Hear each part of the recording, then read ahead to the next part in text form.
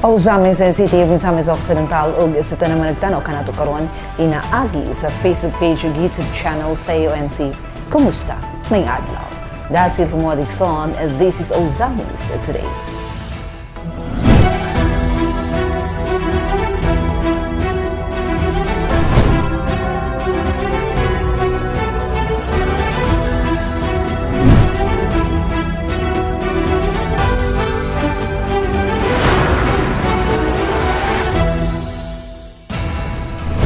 Sa ito ang mga headlines.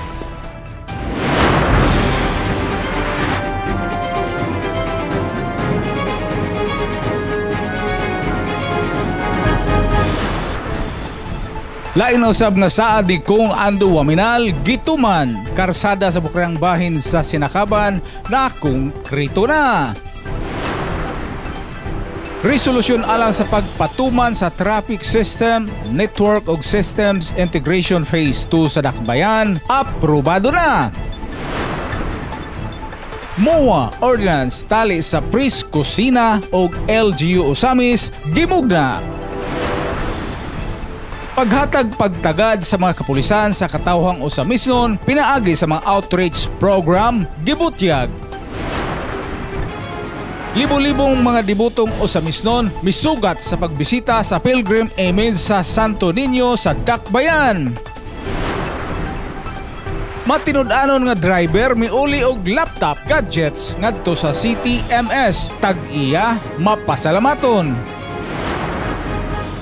Usa ka 19 anyos sikop sa drug buy bust operation sa PNP Ozamis.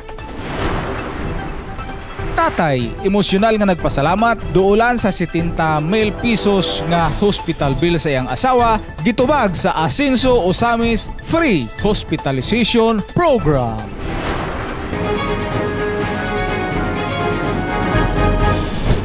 Ania ang detalye sa Ozamis Today. Lain na subnasad ni Congressman Ando Waminal gituman karsada sa bukirang bahin sa Sinakaban na konkreto na. Ang good news ng report. Nailana sa tatak asenso nga serbisyo ang alagang Waminal si Governor Henry S. Waminal sa Misamis Occidental, Mayor Attorney Indy Waminal sa Dakbayan sa Ozamis ug Congressman Ando Waminal sa Distrito 2 na ilhana sa pagtuman gayud sa gisaad nga mga programa, serbisyo ug proyekto nga magbenepisyo sa katawhan. Ni Anhiko, dili dala ang saad kundili ang mga proyekto. Kinuduman, Disyembre 16, 2023, bisan adlaw nga Sabado, sayo nga misaka si Congressman Ando sa pinakatumoy ug pinakabukid nga barangay sa lungsod sa Sinakaban, ang San Lorenzo Ruiz, aron pangunahan ang blessing and turnover sa nakumpleto na nga unang gisaad nga modernong barangay health station kun BHS sa mga residente sa maong barangay. Pasabot ni Kong Ando sa maong gibuhian nga mensahe nga sa pag-adto niya sa matag barangay, wala siya nagdala og saad kundili proyekto. Sama sa gihimo na niya sa daghang mga higayon. Tungod kay sumala pa ni Kong Ando kung ang Team Asenso musaad kabalo mutuman. Sa maong adlaw, atul sa blessing and turnover sa maong BHS ug paghatod sa pinaskuhan sa mga residente sa Upland Barangay sa Sinakaban, napaabot usab ni San Lorenzo Ruiz punong Barangay Eugene Macan ang hangyo nga proyekto sa katawhan nga pagpasimento sa ilang karsada nga maghatag kasayon sa mga residente sa kabarangayan sa bukirang bahin sa lungsod sa pag-adto sa sentro aron pagtumod ug pagbaligya sa ilang abot ug mga produkto ug usab sa pagbenepisyo sa mga serbisyo nga anaalang sa sentro sa lungsod ug Dakbayan. Sa personal nga pagbisita sa lugar, nakita usab ni Kong Ando ang kanindot niini ug ang mga produktong pananom nga naghatag potensyal sa turismo. Ug tuod man, base sa gisad sa very hard working congressman, malipayon ug proud si Kong Ando nga gipaabot dili lamang sa taga-Distrito 2 ug taga-Misamis Occidental apan sa tanan. Ang katumanan sa gisaad niya nga 100 million peso road project sa San Lorenzo Ruiz. Another highland and natural and cold destination in the district, another promise fulfilled. Pahibalo ni Kong Ando ngadto sa tanan Sabado, Enero 25, 2025 nga maayo na ang dalan sa kinatumyang barangay sa Sinakaban human na trabaho ang 100 million pesos nga road project nga gisaad niya nga wa lamang nagpasayon sa kinabuhi sa mga residente sa maong lugar apan nagbukas usab sa laing tourism destination sa probinsya nga magpauswag sa ekonomiya ug panginabuhian sa katawhan dili lamang sa maong barangay apan sa kinatibuk-ang probinsya. Saysay ni Kong Ando, to quote, "Karon dili lang kay mas paspas na ang ilang pag-access sa syudad. Hinay-hinay na nahimo na pud kining tourist destination tungod sa overlooking views and natural cold weather." Adlaw nga Domingo, Enero 26, laing nindot nga balita ang gipaabot ni Kong Ando sa tanan pinaagi sa iyang official FB page. Libertad Bajo, Libertad Alto, San Isidro Alto, Katipunan Road, Sinakaban, sugda na ug konkreto karong Pebrero. Dakong kalipay sa mga misamisnon, ilabi na sa mga taga-Sinakaban, kini nga pahibalo ni Kong Ando nga sugod sa bulan sa Pebrero, magsugod na ang concrete pouring kun pagbuhos alang sa Libertad Bajo, Libertad Alto, San Isidro Alto, Katipunan Road, Sinakaban Road Network. Butiag ni Kong Ando nga kini ang last longest unpaved barangay road kun katapusan nga pinakataas nga wa pa masimento nga kalsada sa lungsod sa Sinakaban. Diin moabot sa 12 kilometros pa ang kinahanglang trabahoon. Wala pa makompleto ang unang termino pa lamang sa pagpangalagad niini sa mga taga-Distrito 2, mukabat na sa kapin 7 bilyones ka pesos nga proyekto ug serbisyo ang nadala ni Kong Ando alang sa misamisnon nga nakita o natagamtaman na sa katawhan. I believe that nakita na o natagamtaman naman sa katawhan ang pag-asenso sa ato ang probinsya. In our work in Congress, we are very happy to have brought in so far around 7 billion pesos worth of infrastructure in the last 2 years. And you know, when we talk about kaning this budget, infrastructure budget, we say we brought in this much, 7 billion in the last 2 years. I think nakita man na sa katawhan, nakita man na natagamtaman na sa lumulupyo sa kinatumyang bukid dinhi sa atong distrito kung asa na ni padulong, no? Sa ato ang bilyones ng mga proyekto, pila ka kilometro ng mga kadalanan ang nasemento, pila ka barangay health stations ang natukod, pila ka covered court ang nahuman, pila ka balay ang nahuman in our ongoing construction of the urban poor malaubang housing development project. Dinhi sa dakbayan sa Ozamis, nakita usab nato ang asphalting sa mga national highways padulong sa Tangub City ug padulong sa lungsod sa Clarin nga mas nagpasayon pa sa pagbiyahe sa publiko. And I'm talking about highway roads, no? Sa atong syudad, sa atong dakbayan, all the way going to Tangub, going to Clarin, we see the improvement of our national highways through the asphalting projects, no? And we will be continuing that. Hopefully, in the next 2 years, we will complete, or in the next 3 years, we will complete nga ma-asphalt ang 4 lanes from the municipality of Bonifacio to the municipality of Sinakaban. Usa ka saad sa usa ka nindot na usab kaayo nga proyekto gikan ni Kong Ando nga nasayod kita nga matuman gayud tungod kay kung ang team Ascenso musaad kabalo mutuman. Uban si Governor Henry S. Waminal ug Mayor Attorney Indy Waminal, padayon si Congressman Ando Waminal sa iyang mga paningkamot nga masimento ang makadalanan ug mas mapalambo pa ang mga infrastruktura sa Distrito 2 para sa Ascenso Segundo Distrito, Ascenso, Misamis Occidental. Resolusyon alang sa pagpatuman sa traffic system and network and systems integration phase 2 sa dakbayan sa Ozamis, aprobado na si Bernadette alang sa report.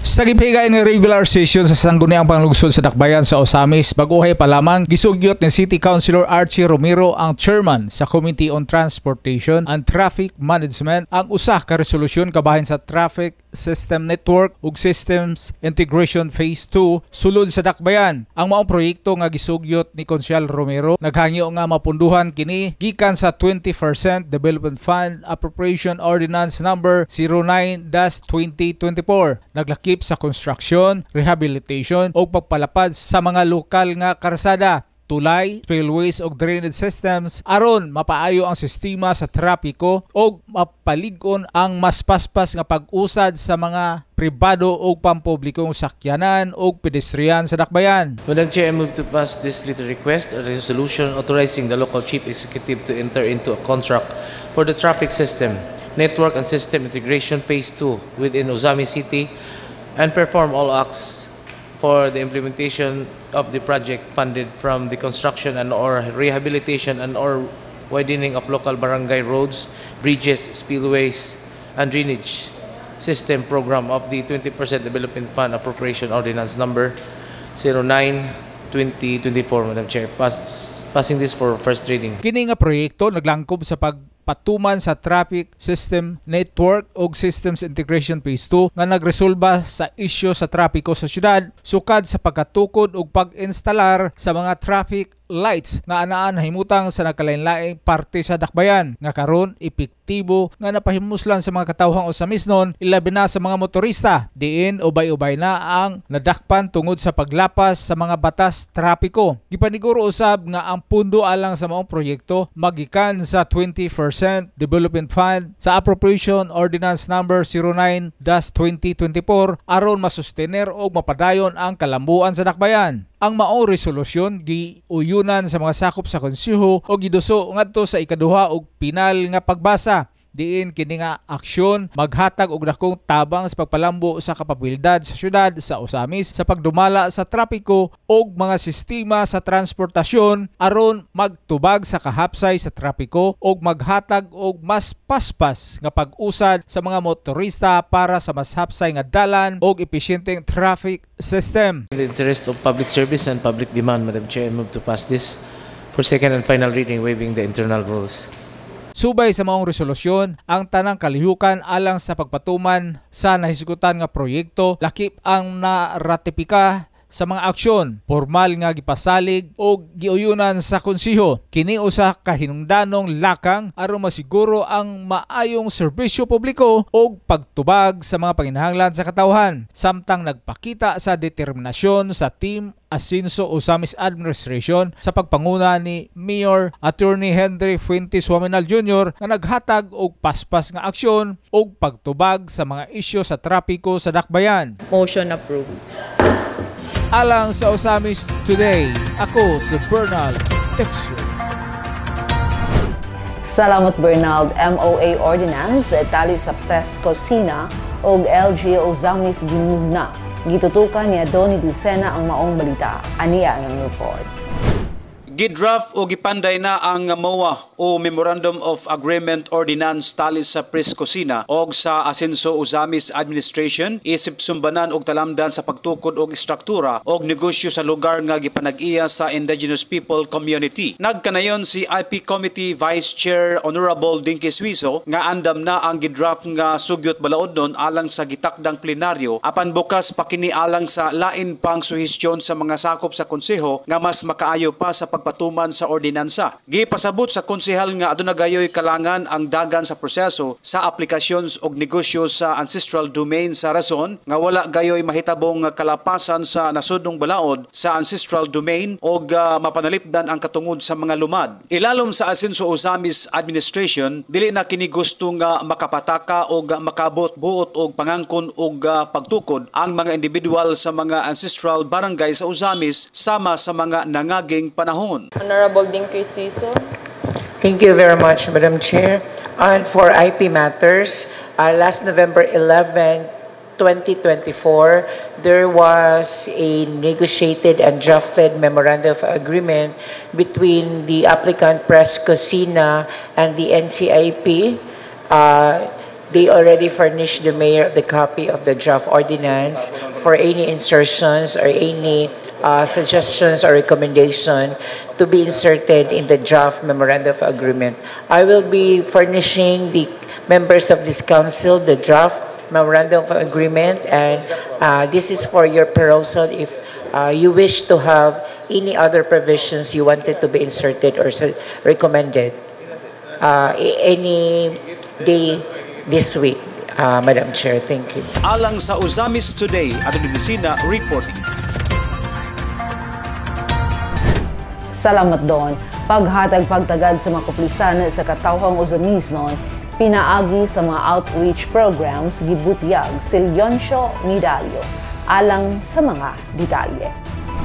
Ang malungtarong kalambuan sa dakbayan sa Ozamis resulta sa lig-on nga pananghiusa tali sa Team Asenso Ozamis Administration ubos sa pagpanguna ni Mayor Attorney Henry Indy Waminal Jr. uban sa suporta ni Governor Henry S. Waminal og ni 2nd District Representative Congressman Sancho Fernando Ando Waminal og sa mga kapulisan sa syudad. Ang unity sa tanang sektor nakahatag og dakong kausaban hinungdan sa sunod-sunod nga zero crime rates sa mga kalihukan o kasaulugan sa syudad tungod usab sa kalinaw o kasaligan sa panggobyerno misaka ang ihap sa mga negosyante nga misalig sa Ozamis nga usa sa mga rason sa pagkabot sa dakbayan isip second class city. Ang mga nakabot nga kalampusan o kadaugan mao ang gipresentar ni Ozamis City Police Station OIC Chief Police Lieutenant Colonel Harvey Abellanosa sa Joint Peace and Order Council meeting adlong Lunes Enero 20 ning tuiga sa Asenso Ozamis Session Hall. Subay sa mga lakang sa pangmintenar sa kahusay ug kalinaw sa Ozamis, gihatagan usab og dakong pagtagad sa kapulisan ang pagpahigayon sa mga outreach program alang sa katawan. Usa niini mao ang outreach program nga gipahigayon sa Barangay Pulot ug Barangay Maningkol diin naglakip kini sa distribution sa naglain-laing mga ayuda ug serbisyo nga nakabenepisyo sa 198 ka mga recipients. As shown were the outreach program conducted for the Barangay Pulot and Barangay Maningkol with the distribution of different kinds of goods and services to 198 recipients. Apil usab sa Special Impact Projects ang tindahan ni Mamang Pulis nga nagtinguha sa paghimo og malungtarong kita alang sa mga pamilya sama sa usa ka single parent nga si Janina Durong Mier lumulupyo sa Purok Malinawon, Barangay Maningkol nga nakapahimulos sa maong programa aron masuportahan ang iyang duha ka anak. Shown is the Special Impact Project of this station, the tindahan ni Mamang Pulis. It aims to provide a long-term and sustainable income to a family. The chosen beneficiary of the Sari-Sari store is Janina Darong Mier, a 28-years-old single mother and a resident of Purok Malipayon, Barangay Maningkol, Ozamis City. She is a hard-working single mother who tries to work on a different job just to provide for her 2 children. Ang PNP Outreach Program nagpamatuod sa padayong paningkamot sa kapulisan inubanan sa tinuray nga pagserbisyo sa Team Asenso Administration nga dili lamang nagpasiugda sa seguridad o kalinaw apan nagtingwa usab sa pagpalambo sa panginabuyan sa katawhang Ozamis nun. Alang sa Ozamis Today, ako si Leoncio Midalio. Salamat, Leoncio. Libo-libong mga debotong Ozamis noon misugat sa pagbisita sa Pilgrim Image sa Santo Niño sa Dakbayan. May balik alang sa report si Bernal Texon.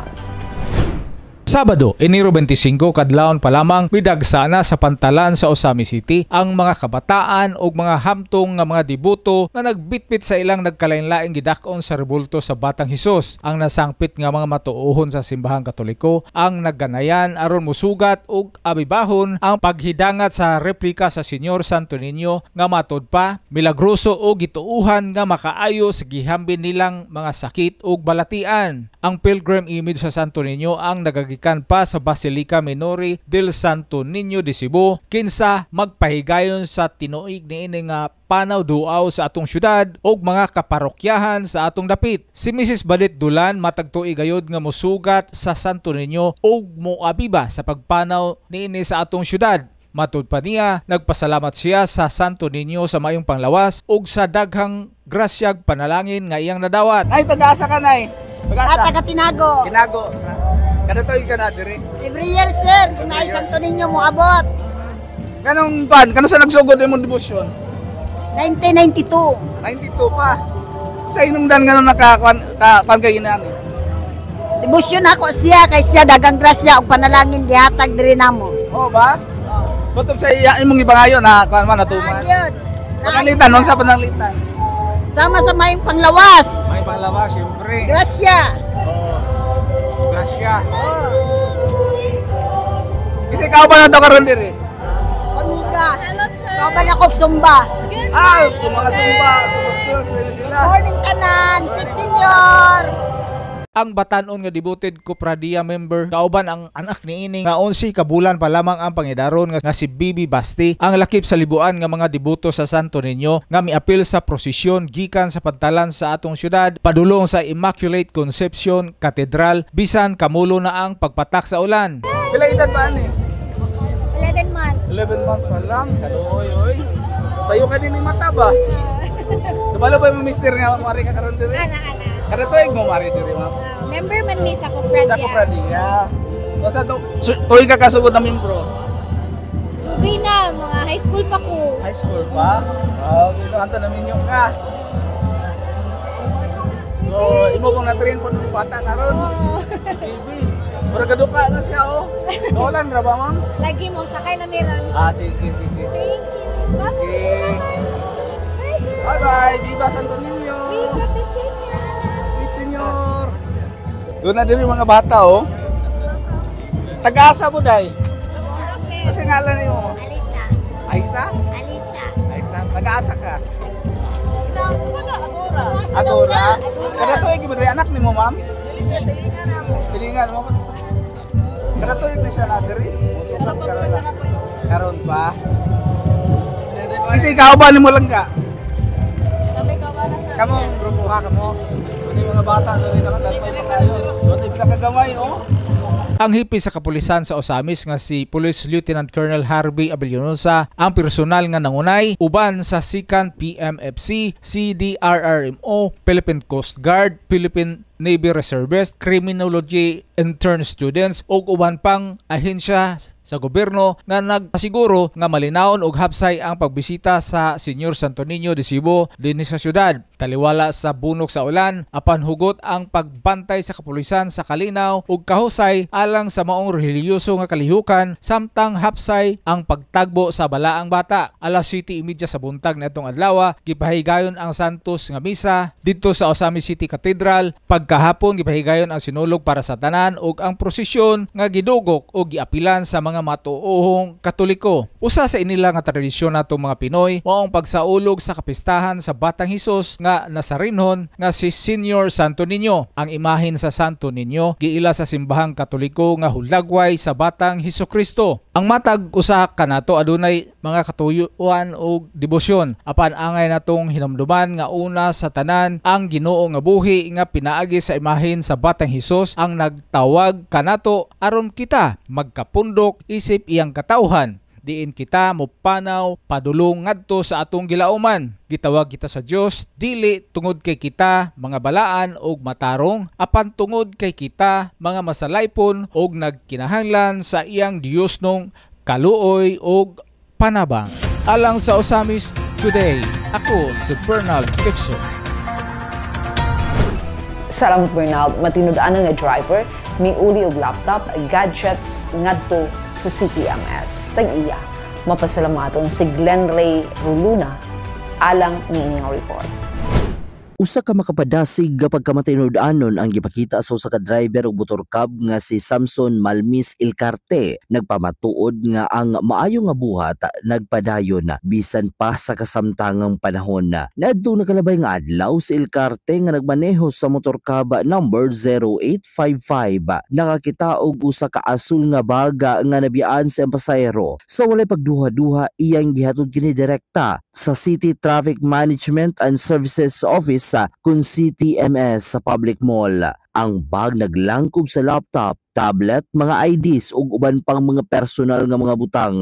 Ang gamit ang kompleto kini nga nabalik ngadto sa tagiya nga si June Raul Rara Jr. Nagpasalamat si Mr. Rara human nga nabawi ang iyang mga butang o gidayeg si Ilcarte sa iyang pagkamatinud-anon. Gihatagan usab og pasidungog sa CTMS ang driver sa motorcab tungod sa iyang maayong gawi nga nagpaila sa iyang maayong ehemplo ngadto sa mga katawhan. Ang buhat ni Ilcarte usa ka pahimangno nga bisan sa usa ka simple nga buhat sa pagkamaayo makahimo kini og dakong kalainan. Kung atong minumduman nga ubos sa Asenso Ozamis Administration, ubay-ubay na ka mga matinud-anong Ozamisnon sa ang napasidunggan tungod sa ilang pagkamatinud-anon. Unta kini nga mga gawi ang magpadayon nga magpasulabi aron nga kita magpuyong malinawon, malampuon ug malipayon.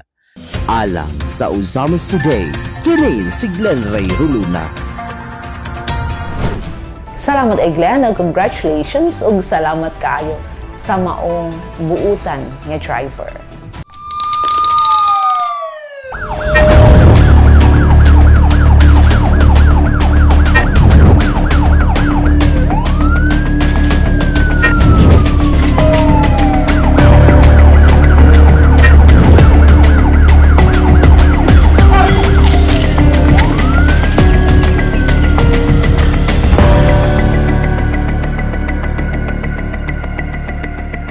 Sa police report, usa ka 19 anyos sikop sa drug bypass operation sa PNP Ozamis. May balik alang sa report si Beyonce Medalio. Alas 7 kape ng takna sa kagabion adlong Sabado, Enero 25 ning tuiga. Sikop ang usa ka 19 anyos residente sa lungsod sa Clarin sa gipagayong drug bypass operation sa kapulisan sa Ozamis nga gipanguluhan ni Police Captain Joseph Rua kag Babanwa. Ang operation supply officer ilalom sa supervision ni Police Lieutenant Colonel Harvey Avillanusa, ang OIC sa Ozamis Police Station. Ang suspitsado na ilang si G. Dragon E. Tatad alias G. Dragon, 19 anyos, ulitaw o residente sa Mayor's Village, Barangay Lapasan, Clarin, Misamis Occidental. Gihimo ang operasyon human napalitan sa post of fire si alias G. Dragon sa gituhuang Shabu sa kantidad nga 500 pesos nga dito sa Purok 2, Barangay Aguada, Ozamis City. Sa gihimong pag-body search ni alias Dragon, nga gisaksiyan sa mga local media, DOJ Representative of Aguada Barangay Chairman Leo Pigalan, nakuha gikan sa iyang posisyon ang 8 kagagmayng sachet nga dunay sulod sa gituang Shabu, usa ka 500 piso bill nga mo'y gigamit nga mark money, usa ka Winston cigarette box, usa ka disposable lighter, usa ka small sling bag o usa ka 100 piso bill. Ang mga gituang Shabu nga nakumpiskate gikan sa posisyon ni alias G. Dragon, gibanabanang anaa sa more or less 2 ka gramo ug anaa sa estimated street value sa kantidad nga 13,600 pesos. Gipahayag ni Aguada Barangay Chairman Leo Pigalan nga nahikurat siya pagkahibalo nga naa na usay gipagayong drug bypass operation sa iyang barangay.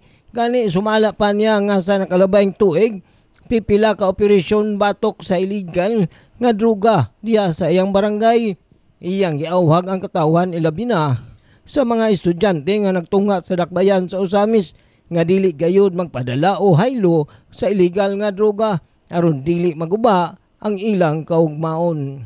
Muhang pahangyo siguro kay imong barangay ra ba mo'y usa sa mga kanang punduhanan jud mga estudyante. University Belt manggod. Unang hangyo nako sa mga akuan mga estudyante. Kung unsay gianhin niyo sa Ozamis, eskwela lang. Kabalo ko na may uban niya mag-inom. Pero likay na lang yung pagsulod ani. Kay dili lang maguba inyo kaugmaon nasa inyong utok maguba. Kay wa ta kabalo pud sa mga klase ni nga drugs nga karon. So bisag asa siguro ni buhat. Wala undangin na kay di mi gusto nga naitag estudyante may bala na mo kadakpan mapareani. Loy ba gipanhimo sa mama para may eskwela kay safety na ang Ozamis.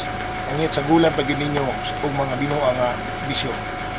So again, hangyo ko focus mo sa inyong eskwela. Padayon lang ta kay at the end of the day, mula ho tayo na maghapon mo, makagraduate mo, ikalipay og proud sa inyong mama nga sa inyong parents nga graduate mo nga wala mo bisyo. Sa pagkakaroon si alias G. Dragon, ana karon gisulod sa custodial facility sa Ozamis City Police Station. Samtang giandam na ang mga dokumento alang sa pagpasaka sa kasong paglapas sa Section 5 o Section 11 sa Republic Act 9165. Alang sa Usamis, Suri, ako si Yunsho Midali.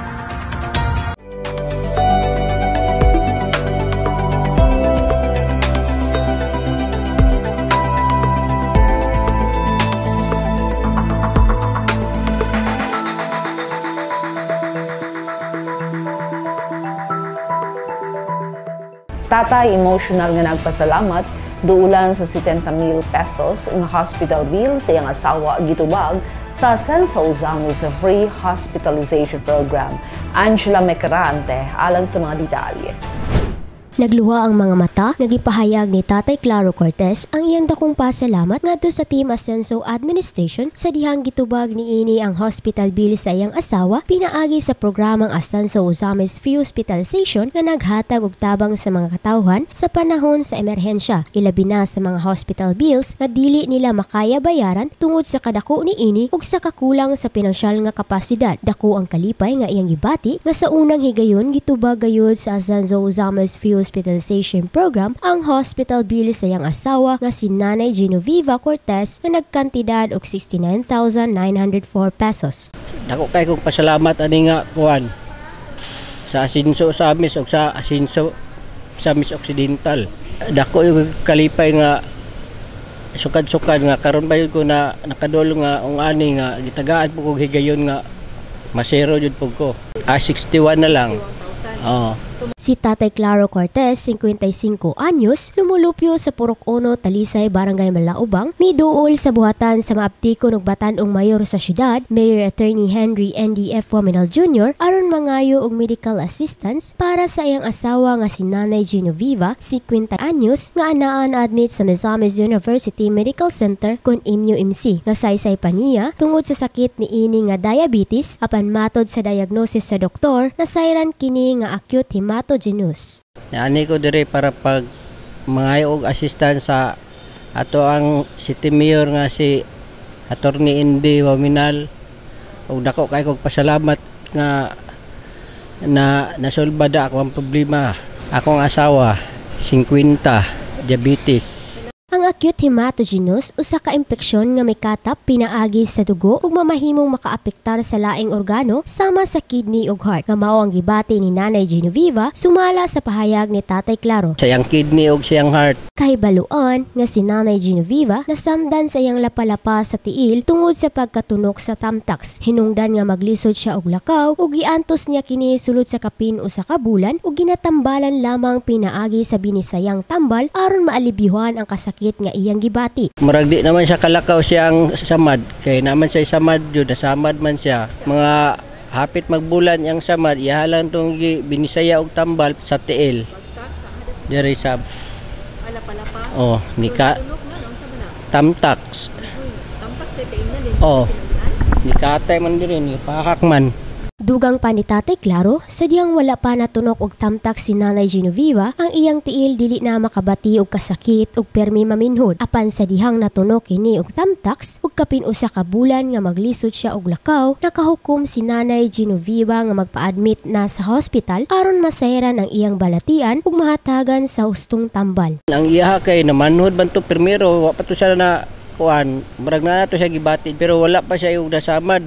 Kuan na to iya kanang murag dili nakakuan yung tiil ba, dili makuha nagsakit. Tungod sa kadako sa hospital bill ni Nanay Genoveva, ug isip usa ka laborer lamang si Tatay Claro sa merkado, dili gayud maigo ang iyang kita alang sa pagbayad sa hospital bill sa iyang asawa. Ug bisan pa man nga adunay trabaho ang iyang duha ka anak, apan igo lamang kini alang sa ilang pang-adlaw-adlaw nga panginahanglanon. Busa, wala gayud magduwa-duwa si Tatay Claro sa pagduol sa buhatan sa Team Asenso Administration, diin sa unang higayon natubag gayud ang iyang gipangayo nga tabang. Na ako sa merkado manglibor, tulo.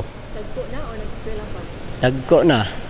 Ang isa na minyo, ang duha ga trabaho. Maghatagan man sila pero kanang sakto ra pud sa mua. Balance lang pud mi.